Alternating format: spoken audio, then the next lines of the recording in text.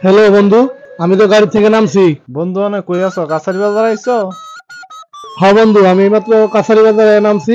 তাইলে যে কে ওই খন্দকার মার্কেটে কথা কইলেই দেখাই দিব। আচ্ছা আচ্ছা, ঠিক আছে বন্ধু।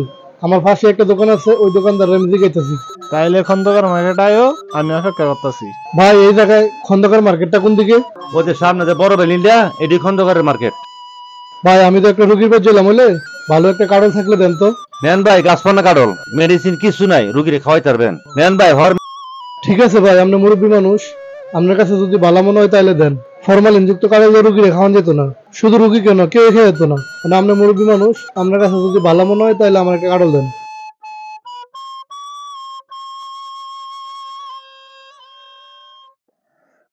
নেন ভাই।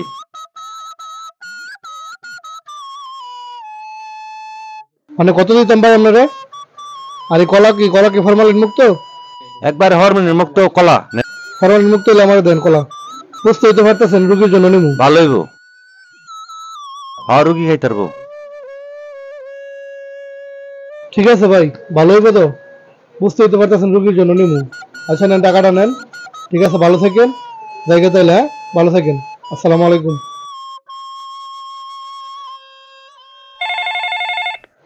হ্যাঁ বন্ধু, আমি তো আইতাছি। এই যে খন্দকার মার্কেটের কাছাকাছি আছি, তুমি মার্কেটের কাছে বসে থাকো, আমি আসতেছি। আরে বন্ধু, ভালো আছো নি? অনেকদিন পর তোমার লাগে দেখা হইলো। অনেক দূরে তো জার্নি করে আইছি, চলো আগে বাড়ি যাই। বাড়ি যাওয়ার আগে আয়ো বন্ধু, তোমার পরিচয় করাই দে আমার আব্বার লগে। আমার আব্বাই ব্যবসা করে এই বাজারে, আয়ো পরিচয় করাই দিও আমার। ভালো কথাই কইছো বন্ধু, দেখা করে যাইগা, পরে যদি আবার শাশুর লোকে দেখা না হয়।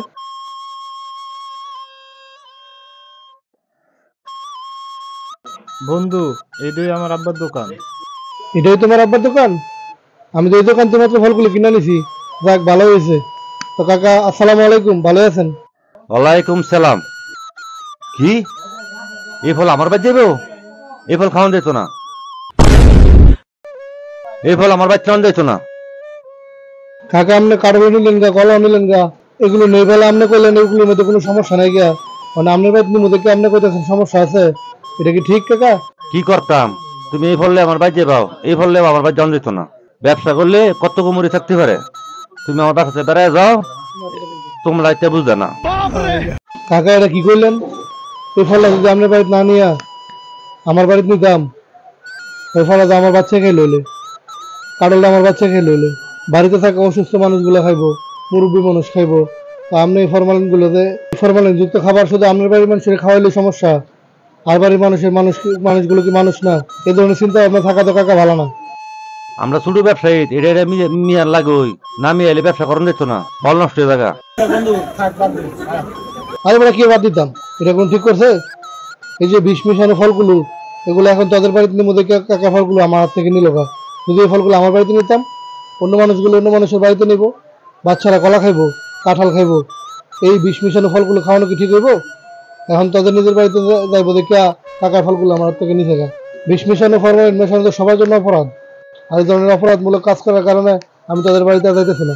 ভালো হয়েছে বন্ধু, তোকে বাড়ি যাওয়ানোর আগে যে তোর বাপের ভালো চেহারাটা প্রকাশ হয়ে গেল। ভালো থাকিস বন্ধু, ঠিক আছে?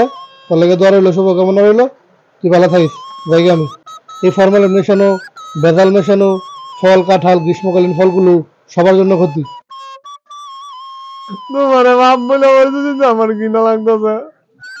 আসুন, আমরা সবাই নিজে ভালো থাকি এবং অন্যদেরকেও ভালো রাখার চেষ্টা করি। আর বিষ এবং ফরমালিন মুক্ত খাবার খাওয়ার চেষ্টা করি।